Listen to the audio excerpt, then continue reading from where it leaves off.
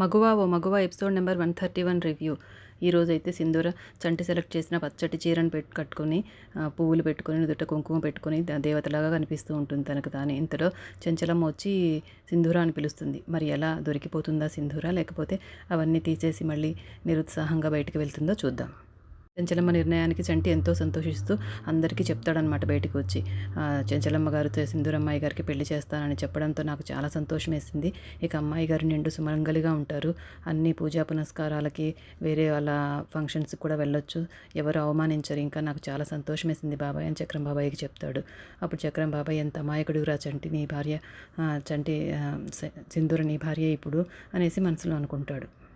మీ అందరికీ మంచి పార్టీ ఇస్తాను నేను ఈరోజు అంటాడు చంటి. ఏం పార్టీ ఇస్తావు చంటి అంటే, మీకు ఏం కావాలో చెప్పండి అంటాడు. మా అందరికీ మంచి పాయసం చేసి పెట్టు అంటాడు బసవ. సరే చేసి పెడతాను చిటికలో అంటాడు. నీకు ఒక విషయం చెప్పాలరా చంటి, కానీ ఎలా చెప్పాలో నాకు అర్థం కావడం లేదని చక్రం బాబాయ్ అంటాడు. అవును బాబాయ్, ఈ విషయాన్ని ఎలా చెప్పాలో నాకు కూడా అర్థం కావడం లేదు. ఈ సంతోషాన్ని ఎలా భరించాలో నాకే తెలియడం లేదు. అమ్మాయి గారికి మంచి భర్త దొరకాలి. చెంచలమ్మ గారు కూడా మంచి భర్తనే వెతుకుతానని చెప్పారు. అలా నిండు సుమంగళిగా తీర్పులు చెప్తూ ఉంటే ఎంత బాగుంటుందో కదా మన అమ్మాయి గారు అనేసి చంటి చక్రం బాబాయ్ని ఏమి చెప్పనివ్వకుండా తనే మాట్లాడుతూ ఉంటాడంతా. ఇదంతా కూడా బాల్కనీలో ఉండి సింధూర కూడా వింటూ ఉంటుంది. మీ అందరికీ పాయసం చేసి పట్టుకొస్తానని చంటి అక్కడ నుండి పరిగెత్తుకుంటూ వెళ్ళిపోతాడు సంతోషంగా. ఆ తర్వాత చక్రం బాబాయ్ బాధపడుతూ బాల్కనీలో ఉన్న సింధూర దగ్గరికి వెళ్తాడు. అమ్మాయి గారు, అమ్మగారు, నేను మీ పెళ్లిని ఒక గొప్ప ధనవంతుడితో చేస్తానని చెప్పారు కదా, మరి ఆ గొప్ప ధనవంతుని పెళ్లి చేసుకోవడం కోసం ఈ చంటి కట్టిన తాళిని మీరు తీసేస్తారా అని అడుగుతాడు. గొప్పవాడైనా పేదవాడైనా తాళి కట్టిన వాడే భర్త అవుతాడు కదండి. ఒకసారి చంటి పొరపాటును తెలియకుండా మీ గదిలోకి వచ్చినందుకే చెంచలమ్మ గారు చంపబోయేంత పని చేశారు. ఇప్పుడు మీ మెడలో తాళి కట్టడానికి తెలిస్తే నిజంగానే చంపేస్తారు. చంటికి ఏమి కాకుండా మీరే కాపాడాలి అమ్మాయి గారు అన్నట్టు దండం పెడతాడు. తర్వాత విజయమ్మ నేరుగా చెంచలమ్మ ఇంటి నుండి కళింగను కలవడానికి వస్తుంది. నీ పగ నా పగ రెండూ తీరే టైం వచ్చేసింది కళింగ.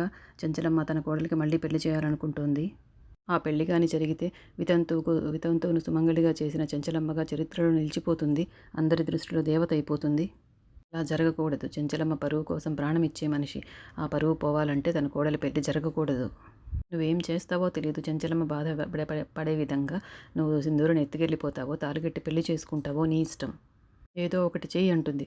అప్పుడు విజయమ్మ అంటాడు, నేను జైలు నుండి వచ్చింది తిని పడుకోవడానికి కాదు, ఆ చెంచలమ్మ మీద పగ తీర్చుకోవడానికి అంటాడు. తొందరపడి ఏదో ఒకటి చేస్తే ఎదురు దెబ్బలు తగ్గడం తప్ప ఏమీ ఉండదని నాకు ఇప్పుడు అర్థమైంది. దెబ్బ తగిలిన పులిలాగా అవకాశం కోసం ఎదురు చూస్తున్నాను నేను అంటాడు. చెంచలమ్మ ఇంట్లోని జలస్ బ్యాచ్ వాళ్ళలోని ఆడవాళ్ళంతా గోరింటాకు రుబ్బుకుంటూ పాటలు పాడుకుంటూ ఏదో ఎంజాయ్ చేస్తుంటారు. ఇంకా సింధూరకు పెళ్ళైపోతుంది కదా అని. అప్పుడు చాముండి అక్కడికి వస్తుంది. రావి చాముండి, గోరింటాకు పెట్టుకుందూరా, నీకు మంచి మొగుడు వస్తాడు అని చెప్తుంది.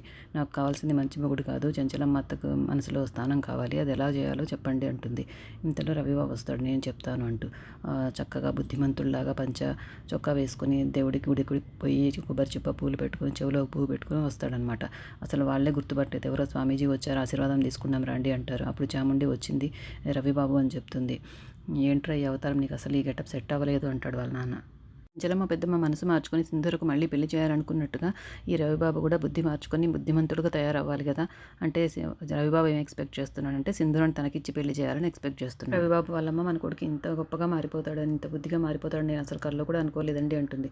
అప్పుడు చాముండి, ఇది బుద్ధిమంతుడుగా మారిపోవడం కాదు, ఉసరు వెళ్ళే అవతారం ఎత్తడము అంటుంది. చెంచలమ్మ అత్తమేమి అమాయకురాలేం కాదు, కొంచెం జాగ్రత్తగా ఉండమని చెప్పండి మీ కొడుకుని అన్ని హెచ్చరిస్తారు వాళ్ళు. తర్వాత సింధూర వాళ్ళు రుబ్బిన రోట్లో కొంచెం గోరింటాకు మిగిలిపోయి ఉంటుందన్నమాట. వాళ్ళందరూ వెళ్ళిపోయి ఉంటారు. ఆ గోరింటాకును చూసి తనకు మామూలుగానే గోరింటాకు ఇవన్నీ అంటే ఇష్టం కదా, సరైన ఒక గిన్నెలోకి తోడుకొని తీసుకెళ్తుంది. ఆ గోరింటాకుని ఎంతో ఇష్టంగా సంతోషంగా తన చేతికి పెట్టుకుంటుంది అనమాట. అక్కడే బయట కూర్చొని. అప్పుడు చంటి చూసి, అమ్మాయి గారు గోరింటాకు పెట్టుకుంటున్నారా, ఎంత బాగుందండి మీ చేతికి, ఒక చేతికి పెట్టుకున్నారే అంటాడు. ఒక చేతికి పెట్టుకున్నాక రెండో చేతికి ఎలా పెట్టుకోగలను చంటి అంటుంది. నేను పెడతాను అమ్మాయి గారు మీకు అంటాడు. నువ్వు పెడతావా చంటి అంటుంది. అవునండి, గోరింటాకు ఆడవాళ్ళు గోరింటాకు పెట్టుకుంటే లక్షణంగా ఉంటారండి, నేను పెడతాను మీకు అని పెడతాడు. తన భర్తే తన చేతికి గోరింటాకు పెడుతుంటే ఎంతో అపురూపంగా మురిసిపోతుంది సింధూర కాసేపు. నీ గోరింటాకు పండిన చేతుల్ని చెంచలమ్మ దగ్గర ఎలా దాచిపెడుతుంది సింధూర, ఏం జరుగుతుందో ఏమో. గోరింటాకు మీ చేతిలో బాగా ఎర్రగా పండుతుందండి, అనుకున్నట్టే మీకు మంచి భర్త దొరుకుతాడు అని చెప్తాడు. అవును చంటి, నాకు నీ రూపంలో మంచి భర్త దొరికాడు అని మనసులో అనుకుంటుంది సింధూర. బాగా పండాక నాకు ఒకసారి చూపించండి అమ్మాయి గారు అని చెప్పి చంటి మళ్ళీ తన పనికి తను వెళ్ళిపోతాడు. అప్పుడు చెన్నకేశ్వరులు గారు అక్కడికి వస్తారు. అప్పుడు సింధూర భయపడి చేతులు వెనక్కి దాచుకుంటుంది. ఏంటమ్మా నీ చేతులు దాచుకుంటున్నావంటే, నీ చేతుల్లో ఏదో ఉంది చూపించమ్మా అని అడుగుతారు. చూపించి, గోరింటాకు పెట్టుకున్నాను మామయ్య, ఎవరైనా తిడతారేమో అని అలా దాచుకుంటున్నాను అని చెప్తుంది. నువ్వు సౌభాగ్యాన్ని కోరుకోవడం అది నీ హక్కమ్మ, మీ అత్తమ్మ కూడా నీకు పెళ్లి చేస్తానని చెప్పింది కాబట్టి నువ్వు పెట్టుకోవచ్చు, ఎవ్వరికీ భయపడిన అవసరం లేదు అని ధైర్యం చెప్తారు ఆయన. నిన్ను ప్రేమగా చూసుకుని మంచి భర్త దొరకాలని నేను మనస్ఫూర్తిగా ఆశీర్వదిస్తున్నాను అంటారు. తర్వాత చెన్నకేశ్వర్ గారు ఒక స్వామీజీ దగ్గరికి వెళ్ళి, స్వామి నా కొడుకు చిన్నప్పుడు 25 ఏళ్ల క్రితం చిన్నప్పుడే తప్పిపోయాడు, ఎక్కడ ఉన్నారో మీరు తప్పిపోయిన వాళ్ళని అంజన పసరు వేసి కనిపెట్టి చెప్తారంట కదా, అందుకనే మీ దగ్గరకు వచ్చాను అని చెప్తాడు. ఖచ్చితంగా ఎక్కడున్నాడని చెప్పలేం, కానీ ఏ ప్రాంతంలో ఉన్నాడో అయితే చెప్పగలను అంటాడు. ఇంతలో ఎపిసోడ్ అయిపోతుంది. ఇక నెక్స్ట్ ఎపిసోడ్లో చంటి ఒక పచ్చ చీరని సెలెక్ట్ చేసిస్తాడు. అది కట్టుకొని బొట్టు పువ్వులన్నీ పెట్టుకొని నిన్నటి సీనే అనమాట అది చూపిస్తూ ఉంటారు. చెంచలమ్మ అప్పుడు సింధూర అని పిలుస్తుంది.